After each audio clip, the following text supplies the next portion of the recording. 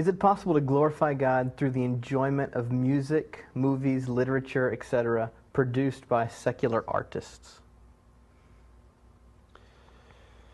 Yes. I assume the computer you're holding there was probably not built by Christians.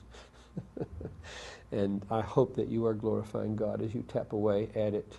And of course, out from there, just as 1,000 things we use all day long. And God says, whatever you do, whether you eat or drink, and He knows that you're eating this meat that may have been sacrificed to idols. So that means it was probably butchered by an unbeliever, handled by an unbeliever, shipped by an unbeliever, may have been cooked by an unbelieving cook, and here you are savoring the product of all those unbelievers' work, because you are in that moment giving thanks to God for it, recognizing the earth is the Lord's and the fullness thereof, and taking the strength and the joy that comes from it to render back to Him. Now, with the arts and with the media, it's more morally complex than food, but it's the same principle.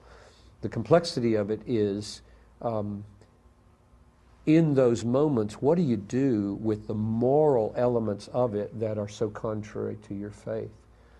And that, I would say, I'll just point out one principle, since we could talk on this forever. What concerns me is the distinction between entertainment and cultural analysis. To watch something, to study the culture, learn from the culture, be more able to interact with unbelievers for the sake of the glory of Christ is one thing. To just sit and bask in nudity, bask in 50 F words, bask in a worldview that is shot through with arrogance to the core, and enjoy it. That seems to think something's going on in here, and frankly, I have tasted it big time. I think today we are going to have to work at not being shaped by the world, because the world has made its worldview so scintillatingly attractive. Movie after movie after movie is coming out, and most young Reformed people are, I would say, indiscriminate. Let's go to a movie tonight. Okay, and then we just take the best.